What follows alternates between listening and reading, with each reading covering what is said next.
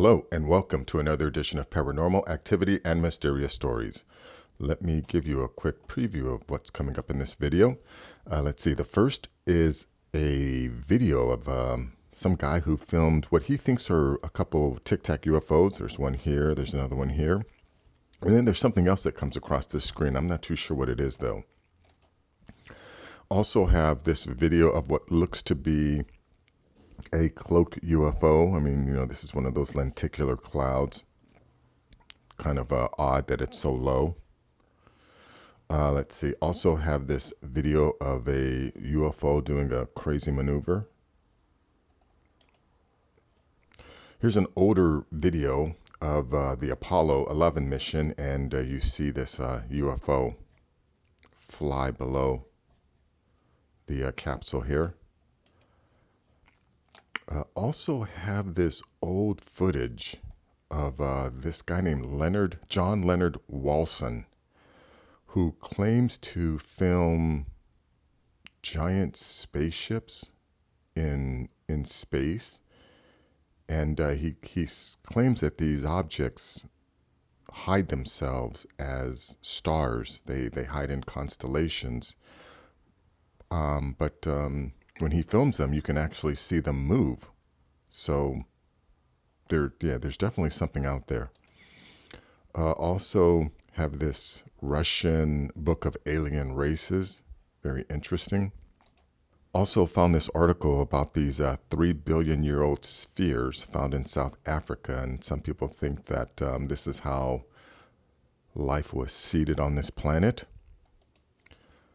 Another article about this woman, Angela Thompson Smith, who worked for Bigelow Aerospace or Bigelow Industries. And while she was working there, I think it was during like the Skinwalker Ranch time, and apparently she interviewed a lot of people, did a lot of research on UFOs and abductions and things like that. And for whatever reason, she tried to sell all this stuff on eBay, and someone else came across it. But she has a bunch of information. This is a very interesting article. Also have this other article on these alien skulls that were apparently found in a briefcase, German secret society. These are the skulls. And then last is an article about the world's first 100% complete T-Rex skeleton found locked in battle with a Triceratops. Thought this was very interesting. Thought I would include it as the last video. So anyways, let me get to the first one here. So like I said here, let me go full screen. You know, you can see there's an object up here, and then there's this object here.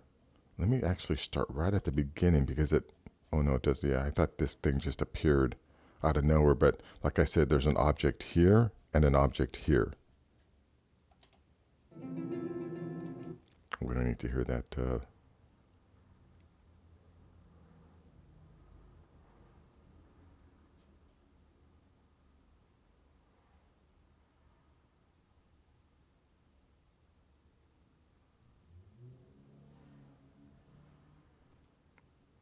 Yeah, not too sure, you know, I mean, oh yeah, here, and then there's this thing here. Now, I don't know, is this a plane? I don't think this is a plane. I'm not seeing any wings. You know, but I do see lights under here. I think that's lights.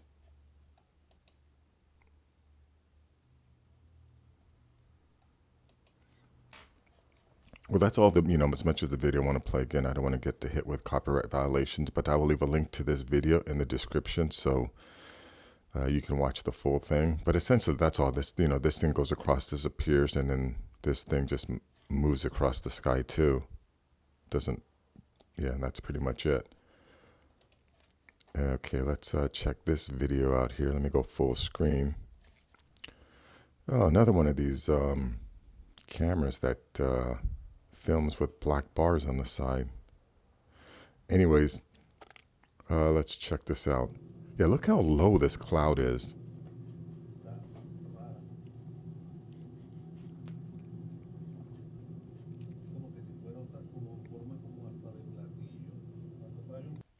At this point, we have enough photographs and videos of UFOs cloaking themselves that, I don't think it would be beyond the possibility that this could be that. And it also could not, there's also a possibility that this is just a regular lenticular cloud. But I find it very odd that it is so low, though.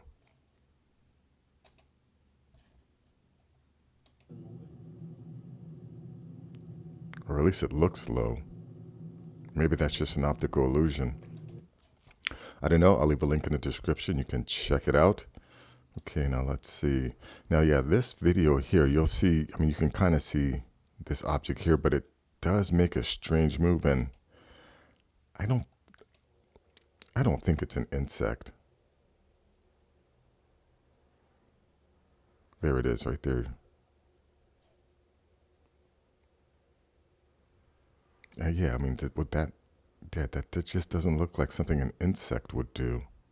Let's watch it again. Again, it comes from the top here.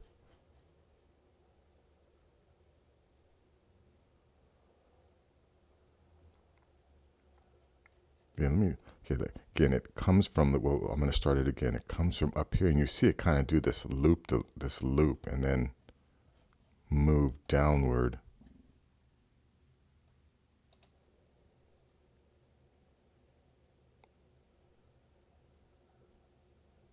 Comes to a complete stop, moves on.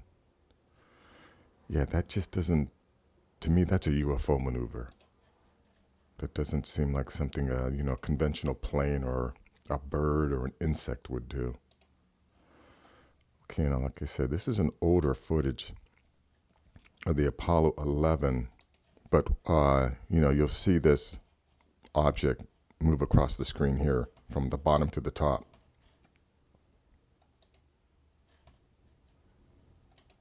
Oh, there it goes. Let me move that back to the beginning again. Here we go, watch this.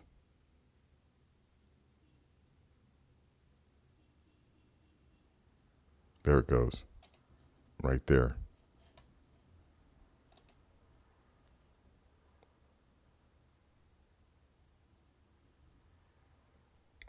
Close-up shot of this, there it goes. So, this is the Apollo 11.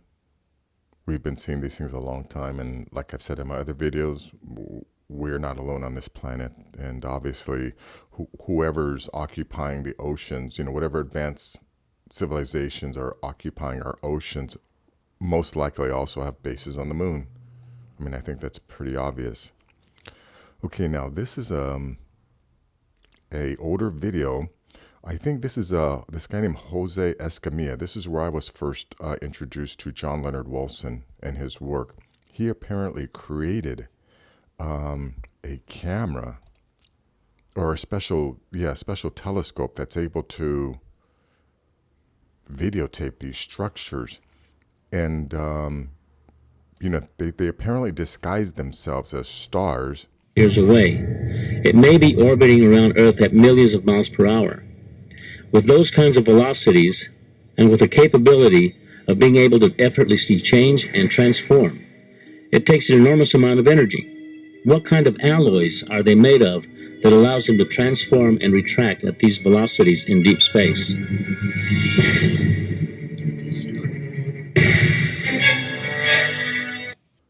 Yes, now you can clearly see whatever this object is, it's getting larger.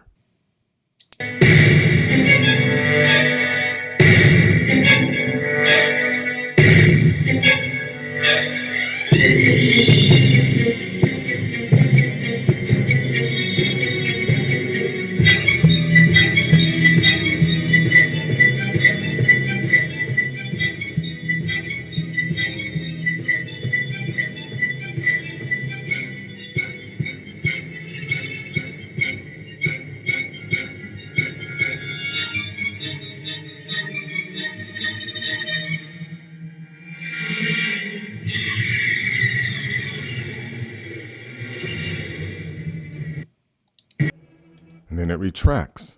I mean, you saw how it went from, from that size to that size there. So whatever this thing is, and like he said, what kind of energy, and apparently these things are huge. So I think that's very interesting, and I'm very surprised that this hasn't gotten a lot more play. I mean, I remember, I think it was in like 2012 that I first remember seeing this film. Jose Escamilla made a movie, I think it's called Moon Rising. And I'm not too sure if he mentions that in his Moon Rising video. But definitely Google John Leonard Wilson or Jose Escamilla, who, has a documentary that talks about these. Okay, so now, let me, this here, like I said, this is Translated Russian Book of Alien Races. Is there any, okay, let's check out this book here. I don't think there's any audio. Yeah, it's just music. But this is just, page after page of the different alien races that the Russians are aware of. Now, my question is, the person that put this book together, where did he reference the material from?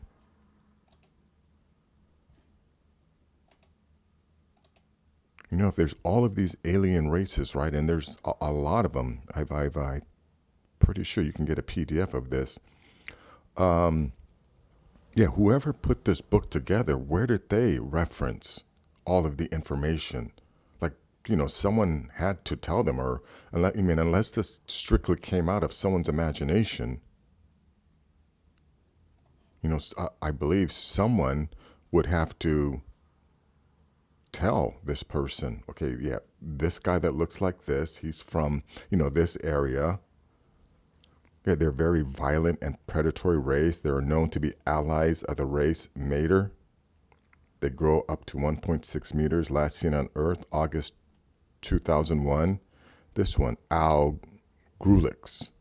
They come from the constellation Cetus near Deneb Katos. Although they are often confused with reptilian races, they do not share anything with them except their appearance. Like, how does this guy know this? This race has 8 different genders, and all of them can reproduce with each other. How do you get to this information?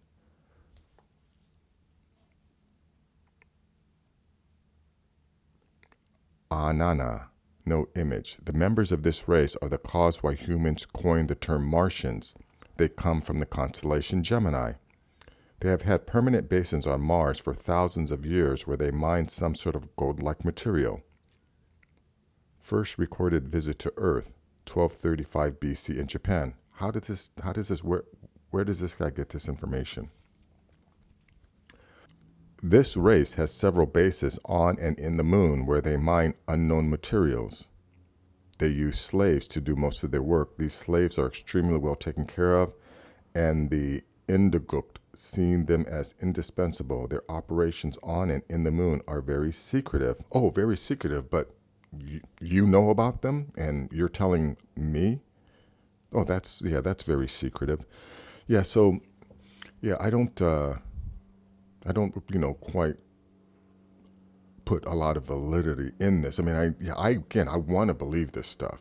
I want to believe it, but there's just too many questions that, don't seem to have reasonable explanations.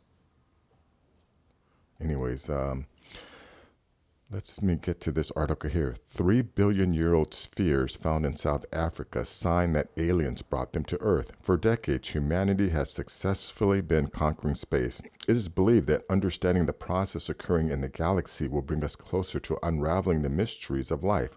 But 2.8 billion-year-old spheres found in the mines of South Africa have baffled experts. The so-called Krugersdorp spheres have been confusing scientists with their riddles for more than a decade because neither their origin nor their purpose has been clarified yet. Due to the age of the balls, there is an opinion that they are extraterrestrial artifacts because human life could not exist billions of years ago. According to Bibliotech Pleiades, a man called John Hund acquired one of these spheres and took it to the University of California to study the artifact. In one of his letters, he wrote that while removing the ancient rock from the site on the farm Genstoptofontein, I'm not too sure if I said that correctly, in 1977, he decided to cut the rock into blocks. While cutting one of the rocks, he came across the spheres as hard as steel. Besides, Hunt stated one of the spheres was tested at the California Space Institute, and it was found out that the spheres were finely balanced. It exceeded the limit of their measuring technology. It was within 100,000th of an inch from absolute perfection. Hunt further noted that even NASA did not have a technology to create such objects, and the only way to create something like that would be possible in zero gravity. Yeah, the thinking, I've read more about this before, but the thinking is that at one time, we know for sure that this planet was completely covered in water, and then slowly through, volcanic processes, right? Land began to form. Well, then after the land forms, where do all the seeds for grass and the seeds for all the plants come from? You know what I mean? Because you don't, plants that grow in salt water, don't suddenly or aren't suddenly able to develop and produce in fresh water. So all of the plants that originally, started on this planet, where did they come from? Because they had to have come from a seed, right? So the thinking is that, billions of years ago, when, there were no plants on this planet, it was just, land masses starting to form. Some alien race most likely sent all of these balls all over the planet to fall all over the planet, because I think they have holes in them. Some of them have holes in them. So they think they must have been filled with seeds or some type of bacteria or an organism that started life on this planet. But anyways, that's that. I'll leave a link in the description so you can read up on that. Okay, this unidentified aerial phenomenon scientific research. Yeah, I think this is the website, but this article is about this woman, Angela Thompson, who worked at the Bigelow Foundation. I have previously published 2 blog posts concerning U.S. researcher Angela Thomas Smith, her work, and especially her time with the Bigelow Foundation. These posts may be read here and here. Apparently she was a researcher, worked for Bigelow Foundation, and she interviewed people about being abducted and a lot of the strange things that occurred on Skinwalker Ranch. And I guess after the research was done, she had, all of this information, all this data, and she tried to sell it on eBay. So it says, Box A contains publications relating to SETI, Cato's 1989 annotated bibliography, articles on space and SETI, and a number of UFO abduction books and videos. Abduction materials by John Mack, Bud Hopkins, and Gene Mundy. There was also a small collection of papers concerning the effects of extremely low-frequency electromagnetic biological effects. Angela stated that she was sent by Robert T. Bigelow to investigate UFO sightings, abduction accounts, and cattle mutilation events. Blog readers should note that this era, October 1992 through April 1994, was before the era of the National Institute for Discovery Scientists and was in the early days of Robert Bigelow's interest in such topics. As such, the contents of the collection tell us much about what material Smith was providing for Robert Bigelow to read. An example in Box A was listed as small artwork done by a 7-year-old boy whose family had experienced abductions. Cattle mutilations on their ranch, helicopters, police car, Birmingham, Alabama, 1993. Yeah, very interesting. Okay, and of course I'll leave a link to that in the description. You can check that out. Now, this article here, alien skulls found in the briefcase of a German secret society. These strange, mysterious skulls were discovered, as the title suggests, inside of a briefcase that allegedly belonged to a German secret society that was active during the Second World War. The emblem of the Honorary was discovered on the briefcase, and the item itself was uncovered in the mountains of the Russian Caucasus.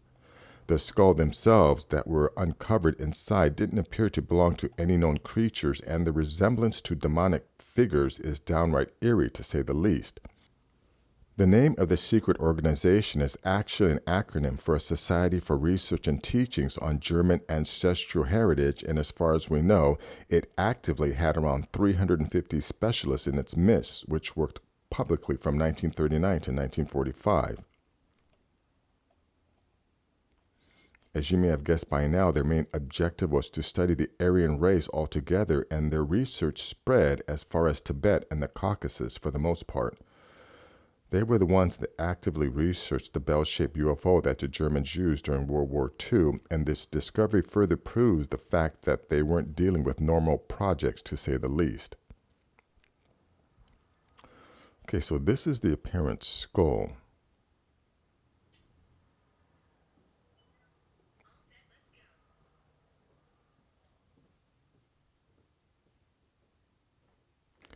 Now, I wonder if these people are positive, like this isn't part of a spinal column for like a whale or something, or or maybe a dinosaur. Like, yeah, could this be the the part of a backbone, the spinal column, or yeah, just one spine? Does it have to be alien?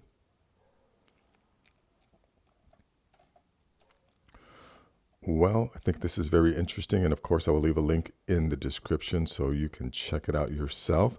And then this last article here, world's first 100% complete T-Rex skeleton found locked in battle with a Triceratops. Scientists have revealed the world's first ever complete T-Rex skeleton found after it fell to its death in a deadly duel with a Triceratops. Each of the 67-million-year-old remains are among the best ever found and have only been seen by a select few people since they were discovered in 2006. The pair, nicknamed the dueling dinosaurs, are preserved together in what is thought to be a predatory-prey encounter where both fought to the death. Entombed in settlement in Montana, they were discovered by professional fossil hunters, a cattle rancher cowboy, and two pals. Incredibly, their body outlined skin impressions and injuries, including tyrannosaur teeth stuck in the Triceratops' body, can still be seen. It took years to extract the 14-ton skeleton and arrange their purchase and sale, so it is reported only a few dozen people have seen them so far. Wow, so these are some of the images.